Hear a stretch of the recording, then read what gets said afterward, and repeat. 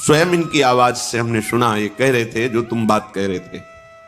तो उसने कहा कि ये तो ठीक है, अब निर्णय ठीक कर दिया, लेकिन अब कई वर्षों से मैं दंड भोग रहा था, ये कौन सा न्याय है? किस अपराध के कारण? मैं तो धर्म से चल रहा था, इसमें किंचन मात्र मेरा कोई अपराध नहीं था, फिर कई वर्ष से मैं सजा क्यों भोग रहा था? बार बार प्रताड़ना, नाना प्रकार के कष्ट क्यों भोगा मैं? जज ने कहा तुम हृदय को साक्षी करके बताओ, क्या कोई ऐसा अपराध किया है जिसका प्रकाश ना हुआ हो और तुम्हें दंड ना मिला हो? हम अब उसका कोई दंड थोड़ी तुम्हें देंगे, लेकिन तुम्हारे अंदर जो भगवान के प्रति आरोप है उसका निराकरण हो जाएगा। उसने कहा हाँ, यौवन अवस्था में मैंने किसी स्त्री को ऐसा ऐसा, और वो विरोध करने पर भी उसे मार दिया और आज तक बात कोई प्रकाशित नहीं हुई। तो बोले फिर भगवान को क्यों दोष देते हो? वो कर्म तुम्हारा दंड अगर मिल जाता तो नष्ट हो जाता, वो कर्म सुरक्षित है।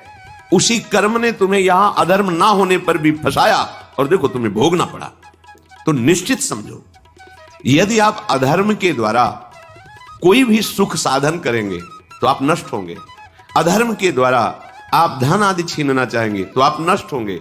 अधर्म कर दिया है और उसका प्रायश्चित नहीं हुआ तो वो कर्म सुरक्षित है। ऐसी जगह फंसाएगा जहां 100% आपने कोई अपराध नहीं किया पर आपको उसका दंड भोगना पड़ेगा। फिर आपको लगेगा कि न्याय में अन्याय हो रहा है, कोई भगवान नहीं है। देखो मैंने बिल्कुल कसम खा के कहता हूं पाप नहीं किया, पर ये पाप का जो आरोप लगा वो पूर्व पाप आकर के तुम्हें दंडित कर रहा है। अब इस कर्म विधान को ये बहिर्मुख लोग क्या जानते हैं? तभी कहते हैं अरे कहां भगवान, कैसे भगवान? आज तुम धर्म से चल रहे हो, लेकिन कल तुमने जो कर्म किया तो तुम शरणागत होकर भजन के द्वारा उसको नष्ट नहीं किया ना, तो वो सुरक्षित है। अवश्य में भोक्तव्यम कृतम कर्म शुभाशुभम। इसलिए श्री भगवान आदेश कर रहे हैं यज्ञार्थात् कर्मणोन्यत्र लोकोयम कर्म बंधनः तदर्थम कर्म कौन्ते मुक्त संगः समाचर। मुक्त हो जाओगे, न काम तुम्हें अधीन कर पाएगा, न पाप अधीन कर पाएगा, परमानंद में डूब जाओगे। केवल प्रभु के लिए कर्म करो। ये अगरबत्ती, धूप बत्ती, आरती, पूजा प्रभु को अपना नहीं माना तो ये थोड़ा शुभ कर्म बन गया, बस ये तुम्हारा प्रायश्चित नहीं होगा। जो तुमने अधर्माचरण के अगरबत्ती धूप बत्ती से खत्म होने वाले नहीं हैं, उनके लिए तुम्हें नाम जप करना पड़ेगा, नाम कीर्तन करना पड़ेगा। नाम कीर्तनम यस्य सर्व पाप प्रणाशनम, समस्त पापों का नाश करने में समर्थ है। राधा राधा राधा, कृष्ण कृष्ण कृष्ण, गोविंद गोविंद गोविंद। भगवान नाम, अगर भगवान नाम का आप निरंतर जप करने लगे तो आप स्वयं तर जाएंगे और लोगों को तार देंगे। मम भक्ति युक्तो भुवनम पुनात् सतरति सतरति सा लोकान तारयति। जो भी कर्म कर रहे हो वो भगवान के लिए भावना करो, उस कर्म को भगवान को समर्पित करो, तो तुमसे पापाचरण नहीं होगा। जो पापाचरण हो गए हैं 10 मिनट केवल बैठ करके अपने घर में ही ताली बजा के मंजीरा लेकर के, इसे नाटक मत समझो, आडंबर मत समझो। नहीं, जो आडंबर और नाटक किए हैं ना, वो जब अपना नाटक फैलाएंगे तो तुम उस नाटक से निकल नहीं पाओगे। माया का नाटक है। भगवान नाम कीर्तन, ये जो लोग कहते हैं ना कि भगवान तो हृदय में बैठे, दिखावे की क्या जरूरत है? अगर इतना बोध हो चुका है भगवान हृदय में बैठे, तब तो आप सिद्ध हो गए। केवल वाणी से बोल रहे हो, मनमानी आचरण कर रहे हो, दुर्गति को प्राप्त हो रहे हो, तो है ना सबके हृदय अछत विकारी, पर सकल जीव जग दीन दुखारी। सबके हृदय में बैठा है पर दुर्दशा रोक रहा है क्या वो? क्यों? क्योंकि तुम केवल बातों से कहते हो सबके हृदय में बैठा है। ऐसा अनुभव किया? अगर ऐसा अनुभव किया तो व्यभिचार किसके साथ करते हो, चोरी किसकी करते हो, हिंसा की, कपट किससे, द्वेष किससे? बस केवल बातों से बात नहीं बनती। ये कर्म बातों से नष्ट नहीं होता, इसके लिए अनुष्ठान करना होगा नाम का। चाहे जैसी परिस्थिति हो, चाहे जो हो, जैसे भी हो, तुम्हारा मंगल होगा। अहोबत स्वपचतो गरियान यज्जिभ्यागे वर्तते नाम तुभ्यम। वो नीच आचरण करने वाला, अभक्ष पदार्थ खाने वाला भी यदि भगवान नाम उच्चारण करता है तो वो परम पावन हो जाता। अहो आश्चर्य की बात, बड़े बड़े प्रायश्चित जिसे पावन नहीं कर सकते, भगवान नाम उसे पावन कर देता है। जैसे हरिवंश विचार कहे मनुज देह गुरु शरण गई, सकई तो सब पर पंच तजी कृष्ण कृष्ण गोविंद कही। कृष्ण कृष्ण गोविंद क्या जाता है? हम तो ये नहीं कह रहे कि तुम नहा के जपो, तुम ऐसा जैसे हो जहां हो, गोविंद गोविंद राधा राधा राधा वल्लभ श्री हरिवंश, तुम पावन हो जाओगे प्यारे। तुम्हारी दुर्गति, तुम्हारी विपत्ति, तुम्हारी उन्नति में जो बाधक कर्म है उनको नष्ट करो। किसी से भीख मांगने की जरूरत नहीं, कृपा की। अगर नाम जप नहीं तो कहीं भी भाग के चले जाओ, देख लो तुम्हें क्या मिलता है। नाम जप करो, तुम स्वयं देने वाले बन जाओगे, मांगना मिट जाएगा जन्म जन्म का। विश्वास करो, जैसे भी हो, नहीं छोड़ पा रहे गंदी बातें, शुरू करो, नाम को तो अंदर लाओ, वो तुम्हें इतनी सामर्थ्य देगा, सब छूट जाएगा, सब छूट जाएगा। विश्वास करो, आज तक जितने बड़े बड़े ऊंचाई के पद पर पहुंचे हुए महात्मा हैं, सबके मूल में नाम पाया गया। निरंतर नाम जप, निरंतर अभ्यास करने से होता है। विश्वास करो, इसके बराबर न तीर्थयाटन है, न कोई अन्य साधन है। नाम कलयुग केवल नाम आधारा, सुमिर सुमिर नर उतर ही पारा। जिसने नाम का आश्रय ले लिया महासुखी हो गया। पर जब तक तुम्हारे पाप कर्म भस्म नहीं होते, तब तक तुम्हें आनंद नहीं मिलेगा। इसलिए विश्वास करके दीर्घ काल तक सम्मान पूर्वक, आदर पूर्वक हृदय में नाम जप करो। जब पाप वासनाएं नष्ट हो जाएंगी, पाप प्रवृत्ति नष्ट हो जाएगी, तब आनंद की धारा, तुम्हें कोई भी विपत्ति, कोई भी संकट परास्त नहीं कर पाएगा। प्रश्न होता है कि हम बहुत प्रयास करते हैं पर सफलता नहीं मिलती। प्रयास को कहते हैं पुरुषार्थ, और सफलता नहीं मिली उसको कहते हैं प्रारब्ध। कभी कभी प्रारब्ध बहुत जोर का होता है, जो बड़े बड़े ऋषि मुनियों के ऊपर भी हावी हो जाता है। पर पुरुषार्थ व्यर्थ नहीं जाता। यदि वो सत है तो तुम्हारा पुरुषार्थ भी तो असत है। अगर राधा राधा बीच में बोलते रहो और प्रभु की भावना कर लो कि 8 घंटे से जो काम कर रहा हूं वो समय और वो कार्य दोनों प्रभु को समर्पित करते हैं, अब ये सत्य पुरुषार्थ हो गया। अब प्रारब्ध को बदलने की सामर्थ्य आ गई तुम्हारे पुरुषार्थ में।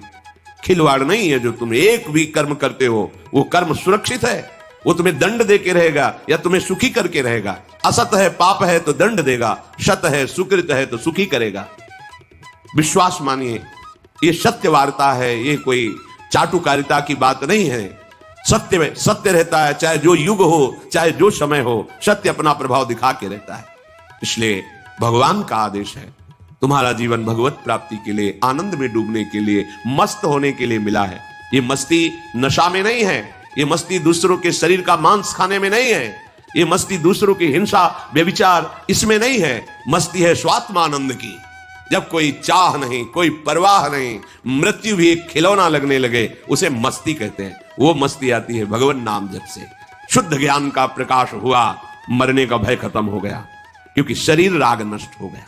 इसलिए सावधान होकर, जो जहां जैसी भी परिस्थिति में हो, भगवान नाम सदैव अपने पास रखो। राधा राधा, कृष्ण कृष्ण, गोविंद गोविंद।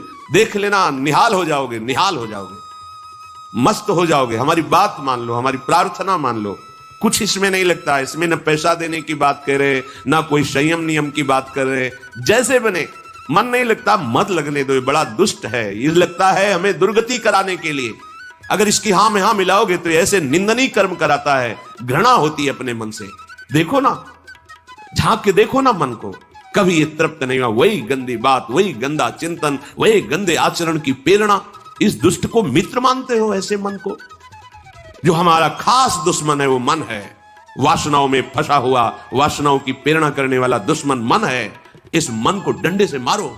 डंडा है हरिनाम। जितना जपोगे मन उतना ही सावधान रहेगा।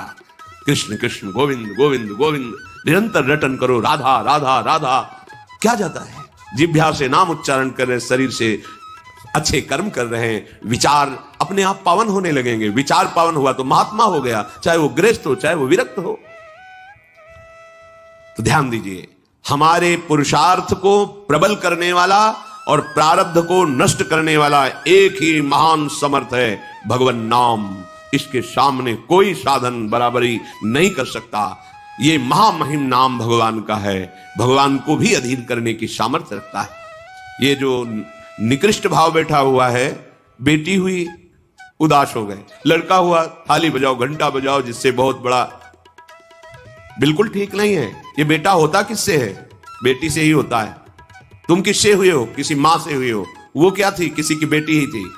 कैसी मूर्खता छा गई है, गर्भस्थ बेटी की कोई परवाह न करके उसको। ये क्या है? कितने राक्षस वृत्ति में आ गए हैं हमारी। राक्षस भी अपने बच्चों को नहीं खाते, कितनी राक्षसी बुद्धि है। हम सुंदर दिखना चाहते हैं, समाज में सम्मान पाना चाहते हैं, और पाप कर्म कैसा? बेटी है गर्भ में, हत्या करा दो, नहीं चाहिए। बेटा कहां से पैदा होगा? वो किसी की बेटी से ही तो पैदा हो रहा है। कैसी मूढ़ता छा जाती है। वैसे भी शास्त्र में स्त्री हत्या करना बहुत बड़ा महापाप कहा गया है। फिर भ्रूण हत्या, गर्भस्थ शिशु की, उसमें भी कन्या, सर्वनाश। इसके बाद फिर रोते हैं, हमने कौन सा पाप किया, भगवान ने हमारा पुत्र छीन लिया। कौन सा पाप किया, भगवान ने ऐसा कर दिया। अरे अपने डायरी में तो लिखा करो कि तुमने कौन से पाप किए हैं। फिर जब परिणाम आवे तो सोचोगे तो लगेगा बहुत हल्के में निपाट रहे हैं भगवान, हमें तो बहुत कष्ट मिलना चाहिए। कैसी कैसी निर्दयता बैठ गई हो। हम मनुष्य कहलाते हैं, सदगृहस्थ कहलाते हैं, गर्भ से चलते हैं, और गर्भस्थ शिशु की हत्या करते हैं। मान जाओ, ना सत्संग सुन रहे हो, ना शास्त्र स्वाध्याय कर रहे हो, इसलिए तुम्हें पता नहीं कि तुम कौन सा पाप कर रहे हो। ऐसे ये पाप, कुछ पाप ऐसे हैं जिनको वज्र की लीक कहा गया। वज्र की लीक में मिटाल नहीं सकते, तुम्हें भोगना पड़ेगा। जो गृहस्थ है और संतान नहीं है, उस जीवन को सार्थक करने के लिए अपने गृहस्थ जीवन का त्याग करो, तीर्थ धाम कहीं वास की व्यवस्था करो, और दोनों मिलकर भजन करो, अपने शरीर को पूरा करो, तो जीवन सार्थक हो जाएगा। अगर गृहस्थ है, संतान है, पढ़ाओ लिखाओ, उसको उसी योग्य करो जैसे तुम्हारे माता पिता ने किया है, तो तुम उस ऋण से मुक्त हो जाओगे। और फिर भी भजन करो, भजन ही तुम्हें भगवान की प्राप्ति कराएगा। दूसरा, जो अपने धर्म से भ्रष्ट हो चुका है, उसका जीवन व्यर्थ है। आपका एक धर्म है, सबसे पहला धर्म है मनुष्य धर्म। मनुष्य का क्या कर्तव्य है? अपने प्राणों का भी बलिदान देकर दूसरे की रक्षा करना, और यहां अपने मन को सुख पहुंचाने के लिए दूसरे की हत्या कर देना। कैसा राक्षसी भाव वृत्तियों में आ गया। देखो, अगर कोई माता बहन एकांत मिल जाए तो बस राक्षस जैसे टूट पड़ते हैं। ऐसे स्वभाव, मार दो, जला दो, काट दो। बड़ी दुर्गति होगी, देख लेना, यहां भी होगी। छुपा के भी कर लो, तब कर्म प्रकाशित होगा। जब तुम अपराध नहीं करोगे, अपराध नहीं करोगे, तब वो अपराध तुम्हें फंसाएगा और जीवन भर रुलाएगा। मरने के बाद नर्क मिलेगा। नर्क माने बड़ी जेल है, वो बड़ी जेल, ये छोटी जेल है। जैसे बड़े अपराधियों को बड़ी जेलों में भेजा जाता है, तो विश्व ब्रह्मांड की सबसे बड़ी जेल और वहां के सबसे बड़े जेलर यमराज, वहां दंड मिलता है। आप ऐसा ना सोचिए कि ये सब गप है। गांव में जैसे बात करे तो लगता है गप है, जब जेल हो आते हैं ना तो कहते हैं। एक गांव में मिले थे, कहा था कि अगर रोज 5 जूता कोई गांव में हमें मारे तो हम उसे सह लेंगे, लेकिन दोबारा जेल जाने वाला आचरण नहीं करेंगे। दिखा रहे थे कि देखो कैसे कैसे कष्ट वहां के कैदी भी मारते हैं जो बहुत पुराने हो गए हैं, वो हमको अनुशासन में रखते हैं। ऐसा ऐसा कितना कष्ट। अब वो गया ना तो भोगा, अब माया के कारण स्मृति नष्ट हो गई नहीं, सैकड़ों बार अपने भी भोग के आ रहे हैं नर्क। दूसरे, उसका जीवन नष्ट है जो धर्म का त्याग कर चुका है। तुम पिता माता से प्रकट हुए, तुम्हारा धर्म है माता पिता की सेवा करना। भाई वो वृद्ध बेचारे माता पिता उठने बैठने में असमर्थ हैं, आप पैसे कमाने के लिए अपनी बहुली निकल गए, अब वो कष्ट भोग रहे हैं। ना उनको देखना है, ना उनकी व्यवस्था करना है, मरने दो तो ठीक है। तुम्हें जब परिणाम आएगा तब तुम भी तो बनोगे ना वृद्ध, तब तुम्हें पता चलेगा। अवश्य में भोक्तव्यम कृतम कर्म शुभास। होश में माता पिता सबसे पहले भगवान हैं, यदि आप गृहस्थ हैं तो। अगर आप बाल्यावस्था से भगवान के मार्ग का अनुसरण कर रहे हैं तो फिर भगवान प्रणत कुटुंब पाल रघुराई, भगवान व्यवस्था कर देते हैं। वैराग्य मार्ग में लौटकर पीछे नहीं देखा जाता। हमारे भगवान के अवतार मानेंगे महाप्रभु चैतन्य देव, नवयुति विष्णु प्रिया जी माता सची छोड़ के चल दिए। आद्य गुरु भगवान शंकराचार्य भगवान के अवतार मां केवल छोड़ के चल दिया। भगवान के मार्ग में यदि ऐसे चले तो भगवान संभाल लेते हो, परम पद मिलता है 21 पीढ़ियों को। मां तो बिल्कुल नजदीक है, 21 पीढ़ियों को भगवत प्राप्ति हो जाती है। और शब्द है प्रणत कुटुंब पाल रघुराई, भगवान स्वयं उसके परिवार का पोषण करते हैं। पर यदि गृहस्थ धर्म में हो और अपने माता पिता का त्याग कर दिया, उनकी सेवा नहीं करते हो, दुख भोग रहे, तो नरक यंत्रणा मिलेगी और जीते जी तुम उन्नति को प्राप्त नहीं हो सकते। तुम्हें भले उन्नति दिखाई देती हो, बाद में परिणाम देख लेना आप। तीसरा, जो दूसरों के भोजन छीनने की चेष्टा में रहता है, कैसे इसका धन अपहरण कर लें, कैसी जमीन अपहरण कर लें, कैसे इसकी अव्यवस्था पैदा कर दें इसके जीवन में, जो केवल अपने ही सुख को देखता है उसकी दुर्गति होती है। तीसरा, उसका जीवन व्यर्थ है।